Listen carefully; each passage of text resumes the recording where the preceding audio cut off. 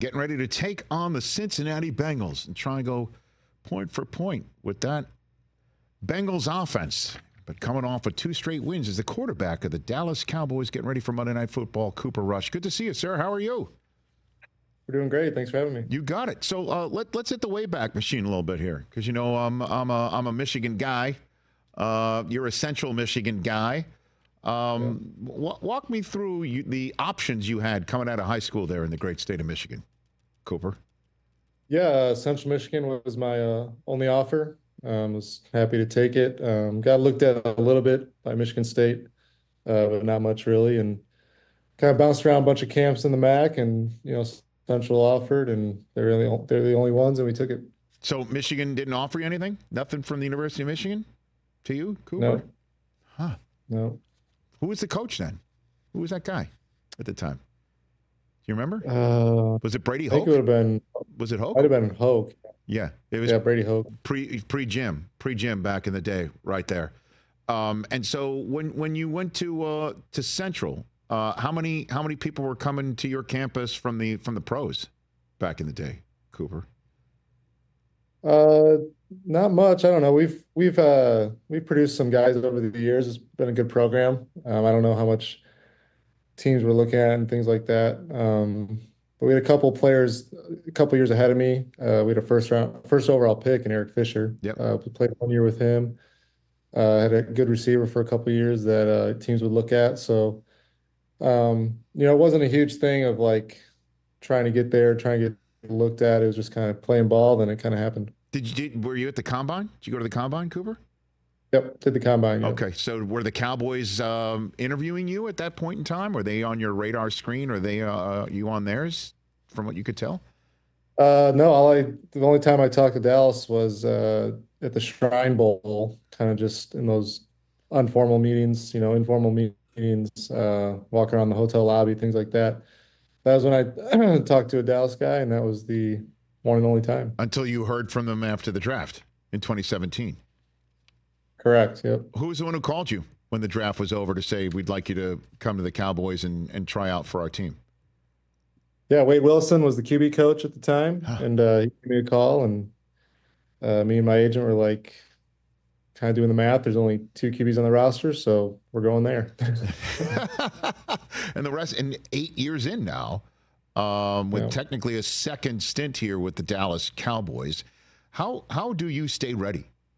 And then you have success when you get in, like you've proven a couple times now, Cooper. Yeah, I was fortunate to play a bunch in college, a bunch of starts that you bank so many reps and so many game situations, and the nuances of the quarterback position, some of the feel things, and you bank those reps in college over 50 games. That really helped me survive early on, especially as an undrafted guy. You're not getting a lot of reps in practice, things like that. And then, you love the game, so you prepare. You got to watch Dak do it for all these years, which helps. And then you're studying, you're preparing, then you get a chance. You kind of go back to those college days and remember who you are and just go play football. Well, it's interesting that you mentioned the number of starts you had in college, because that is kind of a conversation, if you don't mind me roping you into this one, about preparedness and rookies breaking in the NFL and not really seeing the field very well. And the evaluations that quarterbacks get either in the media or the fan base, the snap judgments that are made on these quarterbacks are somewhat maybe unfair because they haven't had a lot of experience, but you are able to rely on 50 starts. You see what Bo Nix is doing in Denver. He had 60 starts in college. Brock Purdy's another guy who had darn near as many starts that you had in college. And it's interesting that you bring that up, that actually prepares you to succeed in a league where you're in year 8, Cooper, Yeah, I think it's huge, and especially for guys, Brock was undrafted too, or maybe the last pick of the draft. Guys that are lower down like that, I don't think the starts get weighted enough sometimes, and there's situational football, there's feel for the game at the QB position that I think is very hard to learn for the first time at this level. Now, there's some unbelievable athletes and can do it and things like that, but for a lot of guys, that experience you definitely rely on. Do you feel you haven't been evaluated properly in the NFL, Cooper? Not in the NFL, really. I mean, looking back 8 years ago, I probably wouldn't draft myself either, knowing what I know and things like that. But I always knew I could play, and I think I see the game well, and um, so we're just trying to improve on that. What relationships with Mike McCarthy that you're willing to share about the conversations you have and how it is helping you, Cooper Rush? Yeah, it's been great having Mike in the QB room the last 2 years with him calling plays. He's been in our room for a lot of the time and learned a lot of football already just in 2 short years with him. And it's a guy who's called plays for forever, and so you can definitely feel that, see the game through his eyes, through all his experience.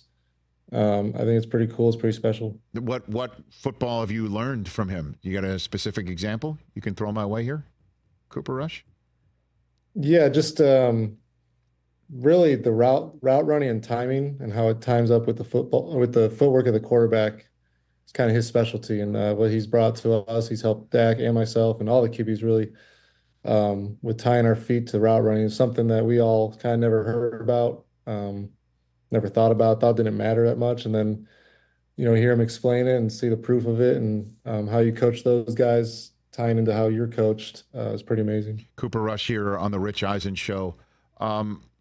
What are your 2 cents on playing on Monday Night Football for the Dallas Cowboys after you play on Thanksgiving for the Dallas Cowboys, and the fan base is beginning to feel good for the first time all year long, and the concept of making a run here, Cooper? Give me your 2 cents and what you guys are talking about on that front. Yeah, me and my brother were actually just laughing about, for whatever reason, the few starts I've had, I think they've been mostly primetime games for whatever reason. It's funny. In my third Monday night game in whatever, 10 starts or whatever, which is pretty crazy to think about. But it's special. It's cool to play on Thanksgiving, to get those 2 wins back to back in a tough 3-game and 10-day stretch. Kind of got the ball rolling. We talked about getting 1 in Washington and just kickstarting it, and another opportunity Monday. So are you openly talking making a playoff run here in the locker room, Cooper? Yeah, coach said it the other day in the team room. It's playoff football for us. That's just what it is, and the position we put ourselves in is playoff time for us. We gotta go win. What do you say in the team room? Give me what else? What can you share about that? What do you say to you? Yeah, it's December and it's playoff football. It's we gotta do our job. We gotta win games to get in, and we're kind of backs against the wall, and we gotta go do it. Okay. And what does what's Dak up to with you guys? How is he involved with the game planning and being around you and being around the team right now? Yeah, he's around. He's still popping. He's around. He'll come a few times, and it's always great to see him. It's fun talking ball with him, having him in the room. But yeah, we see him every day. He's still around. Okay. Yeah, no, the only time I see him is he's sitting up in the booth with what appears to be an absurd amount of water in front of him. But that guy can hydrate. You know what I mean? Yeah. Cooper? That's all. But he is around, and he's talking to you guys, right? Oh yeah, he's around. He's still around. Yeah. Okay. And does he drink that much water in the quarterback room too, Cooper? Is he drinking that much? I don't know if it was that much. Okay, maybe it's not game day. I don't know. Okay, very good. All right, so you're looking at the Cincinnati game film.